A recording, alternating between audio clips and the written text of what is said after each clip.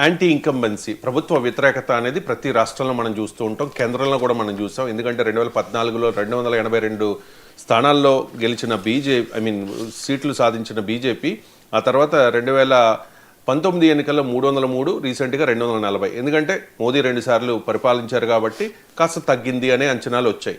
అంటే నితీష్ కుమార్ అంతకంటే సీనియర్, ఎందుకంటే 2-3 పర్యాయాలు ఆయన ముఖ్యమంత్రిగా ఉన్నారు. కానీ ఎందుకు యాంటీ ఇన్కంబెన్సీ బీహార్లో నితీష్ కుమార్ మీద పనిచేయలేదు? నితీష్ కుమార్ విజయ రహస్యం ఏంటి? ఎస్ అండి, ఇప్పుడు NDA national democratic alliance BJP ఆధ్వర్యంలో, అంటే మోడీ ఆధ్వర్యంలో, తర్వాత నితీష్ కుమార్ అనే ఈ ఇద్దరి ఆధ్వర్యంలో ఇప్పుడు బీహార్ ఎలక్షన్ సమరం అటు కాంగ్రెస్ జేడీయూ ఆధ్వర్యంలో మహాగఠబంధన్తో ఈ ఎన్డీఏ సమరం కొనసాగింది. అసలు ఎన్డీఏ విజయానికి కారణాలు ఏంటి మనం క్లుప్తంగా చెప్పగలిగితే ఎన్డీఏ విజయానికి చాలా కారణాలు ఇక్కడ ప్రధాన పాత్ర పోషించాయి. ఏదో పెద్ద లోతైన విశ్లేషణలోనే చాలా క్లుప్తంగా నేను ఆ కారణాలకి కారణం అంటే ఎన్డీఏ మోడీ నితీష్ కుమార్ల విజయం ఒక అద్భుతమైన ఒక ల్యాండ్ స్లైడ్ విక్టరీ వెనకాల గల కారణాలు మనం చెప్పుకోవచ్చు. మొట్టమొదటి కారణం ఏంటంటే మోడీ చాలా జాగ్రత్తగా చాలా సీక్రెట్గా అసలు కాంగ్రెస్కి అంతుబట్టని విధంగా ఒక పెద్ద బాణాన్నే ఆయన సంధించేశాడు. అదేంటంటే బీహార్ ఎలక్టర్స్లో మొత్తం 7 కోట్ల ప్లస్ ఓటర్లు ఉంటే అందులో 58% ఓటర్ల జనాభా 58% ఓటర్లు 25 సంవత్సరాల కంటే తక్కువ ఉన్న యూత్. అది ప్రధానమైన ఓట్ బ్యాంక్ అనమాట బీహార్లో. దానిని చేజిక్కించుకోవడానికి ఆయనకు యూత్ స్కీమ్స్ మీద యూత్ మీద ఆయన ప్రధానంగా దృష్టి కేంద్రీకరించడం ప్రధానమైన కారణం. తర్వాత ముఖ్యమంత్రి మహిళా రోజ్గార్ యోజనని ఉమెన్ అకౌంట్లో ప్రతి వాళ్ళ అకౌంట్లో 10,000 రూపాయలు పడేటట్టు ఈ ముఖ్యమంత్రి మహిళా రోజ్గార్ యోజన అనే ఒక స్కీమ్ అనేది స్త్రీల ఓటర్ని ఎక్కువ చేసింది. ఎందుకంటే ఓటు షేరింగ్లో ఓట్లు వేయడంలో కూడా స్త్రీలే ముందు వరుసలో ఉంటారన్నమాట.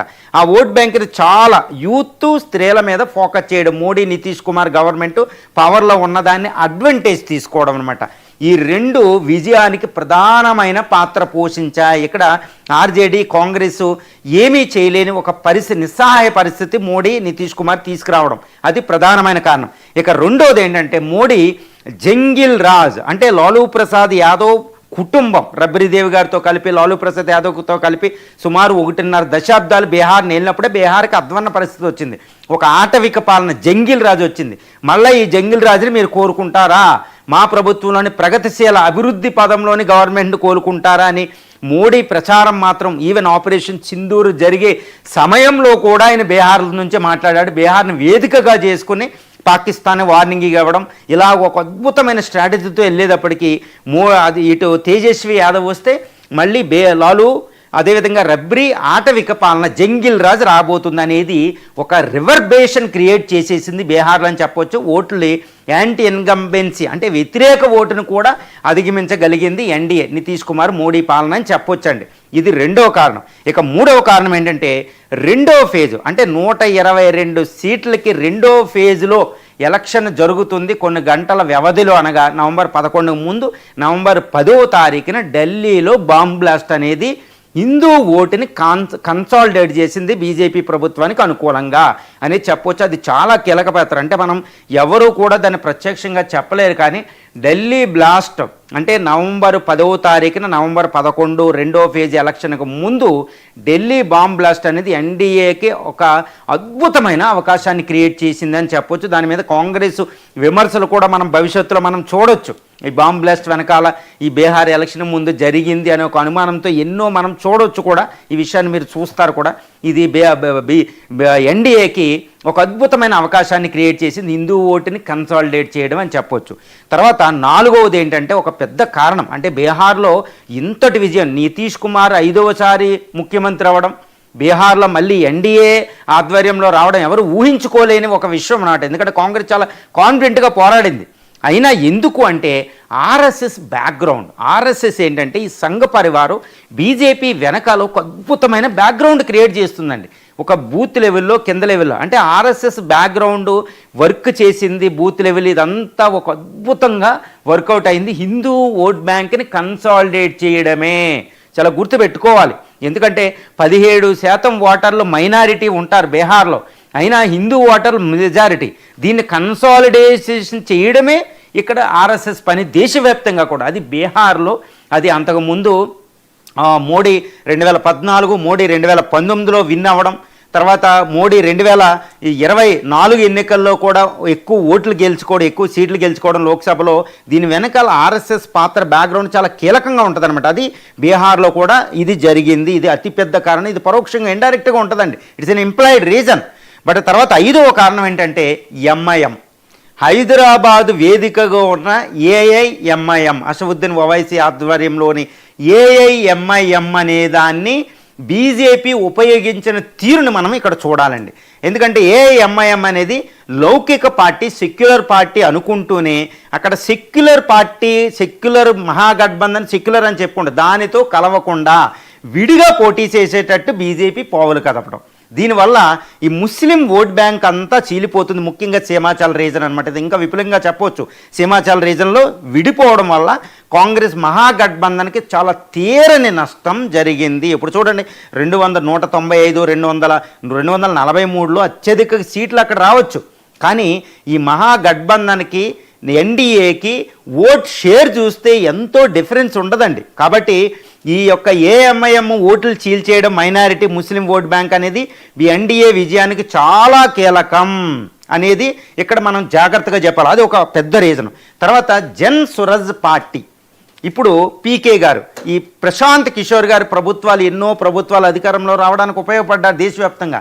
కానీ ఇక్కడ ఈ జన్ సురజ్ పార్టీ, పీకే అసలు ఆయన పాత్ర ఏంటి అంటే బీజేపీ చాలా తెలివిగా ఆయన్ని మహాగఠబంధన్కి ఒక ప్రతిబంధకంగా తయారు చేసింది. కానీ బీజేపీకి ఆయన ప్రతిబంధకం అవ్వలేదు, గుర్తుపెట్టుకోవాలి. ఎంఐఎం ముస్లిం ఓట్ని బ్యాంక్ చీల్చితే తర్వాత ఈ సురజ్ పార్టీ, జన్ సురజ్ పార్టీ, పీకే పార్టీ ఏం చేసింది, యూత్ ఓట్ బ్యాంక్ని మహాగఠబంధన్ నుంచి దూరం చేసింది. చాలా అద్భుతంగా బీజేపీ పావులు కదా. అంటే ప్రతిపక్ష పార్టీలని, ఎంఐఎంఎల్ని, ఈ జన్ సురజ్ పార్టీ, పీకే పార్టీలని తనకు అనుకూలంగా స్ట్రాటజీలో ఉపయోగించుకోవడం బీజేపీ యొక్క, అంటే మోడీ ప్రభుత్వం, ఎన్డీఏ యొక్క ఒక అద్భుతమైన స్ట్రాటజీ అని మనం బీహార్లో చెప్పొచ్చు. తర్వాత ఎర్లీ స్టేజ్, అంటే ఎప్పుడు కూడా మనం చూస్తున్నాం, గత 2014 నుంచి మనం చూస్తూ ఉంటే బీజేపీ విన్ అవ్వడానికి కారణం ఏంటంటే అది ఎలక్షన్ క్యాన్వాసింగ్ ఉంటుందండి. అది ముందే స్ట్రాటజీ. అంటే ఇప్పుడు బీహార్ ఎలక్షన్లు ఇప్పుడు ముగిసినాయి అంటే అది నెక్స్ట్ వచ్చే బీహార్ ఎలక్షన్ నుంచి ఇప్పుడు నుంచే స్ట్రాటజీ మొదలు పెడుతుంది. కాంగ్రెస్ లాస్ట్ స్టేజ్లో చాలా అడవుడు చేస్తూ ఉంటుంది అనమాట ఈ మహాగఠబంధన్ పరిస్థితి అది. కానీ బీజేపీ ఏంటంటే ఈ రాబోయే 5 సంవత్సరాల ముందు నుంచే అది ఒక రకమైన వ్యూహంతో వచ్చే ఎన్నికల మీద దృష్టి పెడుతూ ఉంటుంది. దాన్ని రీసెర్చ్ టీం చెప్పాలి. ఎలక్షన్కి సంబంధించి దాన్ని రీసెర్చ్ టీం అనేది ఒక అద్భుతంగా అది పనిచేస్తుంది. ఎర్లీ స్టేజ్ నుంచి మోడీ అక్కడ కాన్వాసింగ్ చేయడం, బీజేపీ కాన్వాసింగ్ చేయడం, ఈ తర్వాత నితీష్ కుమార్ని ఒక రకంగా అది ఒక టైప్లో వ్యవహరిస్తూ ఆయన్ని చాలా జాగ్రత్తగా ఒడిసి పట్టుకుని ఉండడం, అది బీజేపీ యొక్క స్ట్రాటజీ, ఎర్లీ స్ట్రాటజీ అని మనం చెప్పవచ్చు. ఈ విషయంలో కాంగ్రెస్ ఓడిపోయిందని చెప్పవచ్చు. తర్వాత హిందూ ఓట్ బ్యాంక్ కన్సాలిడేషన్, అది ఎన్ని విధాలుగా చేసిందంటే ఈ ఎలక్షన్ కమిషన్ మొదలుపెట్టిన సిర్ వివాదం అనేది కాంగ్రెస్కి చాలా లాభిస్తుంది అనుకున్నాం. 65 లక్షల ఓట్లను రిమూవ్ చేయడం ఇంకా తిరుగులేదు. తర్వాత సుప్రీంకోర్టు సిర్కి వ్యతిరేకంగా తీర్పు ఇవ్వడం కూడా కాంగ్రెస్కి, మహాగఠబంధన్కి తిరుగులేని మెజార్టీ ఇస్తుంది అనుకున్నాం. కానీ బీజేపీ దీన్ని మోడీ ఎలా ఉపయోగించారంటే ఇది ఇన్ఫిల్ట్రేటర్స్, రోహింగ్యాసు, బంగ్లాదేశ్ నుంచి ఇటు మయన్మార్ నుంచి ముస్లిం ఇక్కడికి ఇన్ఫిల్ట్రేట్ అవుతున్నారు అనే ఒక భయాన్ని క్రియేట్ చేయడం. దీనివల్ల ఏంటంటే హిందూ ఓట్ బ్యాంక్ కన్సాలిడేషన్ అయింది. తర్వాత ఆర్ఎస్ఎస్ దీన్ని చాలా తిరుగుగా బ్యాక్గ్రౌండ్ లెవెల్లో, చాలా లోకల్ లెవెల్లో చాలా జాగ్రత్తగా ఉపయోగించడం కూడా ఇక్కడ లాభించింది. అంటే హిందూ ఓట్ బ్యాంక్ కన్సాలిడేషన్ అనేది ఈరోజు ఇప్పుడు సీమాచల్ రీజన్, 4 జిల్లాల సీమాచల్ రీజన్లో అక్కడ అంటే ముస్లిం మెజార్టీ ఎక్కువ ఉన్న ప్రాంతంలో 24 సీట్లు ఇక్కడ సీమాచల్లో ఉంటే 18 సీట్లలో ఎన్డీఏ అనేది ఇక్కడ డామినేట్ చేస్తుంది. అంటే హిందూ ఓట్ బ్యాంక్ ఎంత కన్సాలిడేషన్ అయిందో మనం బీహార్లో ఈరోజు చూడొచ్చండి. తర్వాత ఇక ముఖ్యంగా ఒకటి ఏంటంటే 9వ కారణం ఏంటంటే బీహార్లో ఎన్డీఏ విజయానికి కారణం ఏంటంటే మైగ్రేషన్. అసలు బీహార్ అంటేనే ఎన్డీఏ ఇప్పుడు అభివృద్ధిలో దేశంలో 33వ స్థానం అండి. అంటే 28 రాష్ట్రాలు, 8 కేంద్రపాలిత ప్రాంతాలు తీసుకుంటే 36 అడ్మినిస్ట్రేటివ్ డివిజన్స్ ఉంటాయి ఇండియాలో. అందులో 33వ స్థానం బీహార్ది. అంటే ఎంతటి దారుణం అండి అభివృద్ధిలో. అంటే గత 18 సంవత్సరాలుగా నితీష్ కుమార్ పరిపాలించిన, ఎక్కువసార్లు బీజేపీ అధికారంలో ఉన్న బీహార్లో ఆర్థిక పరిస్థితుల్లో తిరుగులేదు. దారుణమైన పొజిషన్, ఏమీ మారలే. ఒకప్పుడు లాలూ ప్రసాద్ యాదవ్తో పాలనతో పోలిస్తే బీజేపీ నితీష్ కుమార్ కూడా ఏమీ మార్చలేని పరిస్థితి అనమాట.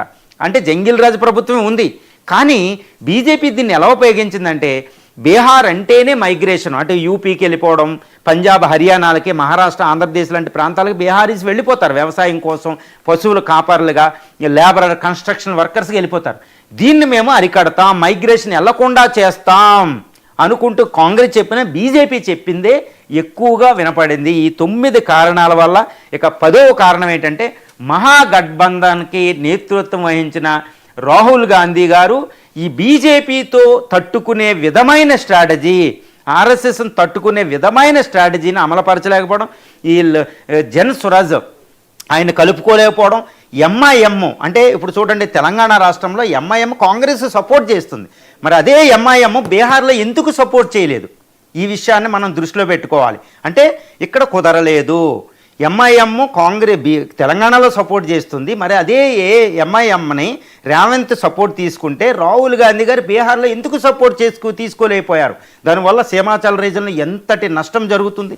అందువల్ల ఈ సెక్యులర్ ఓట్ బ్యాంక్ని కూడగట్టడంలో రాహుల్ గాంధీ విఫలమవ్వడం, అదేవిధంగా ఎన్డీఏ నేతృత్వం, మోడీ నేతృత్వంలో ఎవరో నితీష్ కుమార్ నేతృత్వంలో ఒక అద్భుతమైన కారణాల వల్ల ఈరోజు ఎన్డీఏ ఎప్పుడు ఊహించని విన్ను ఈరోజు బీహార్లో వస్తుంది.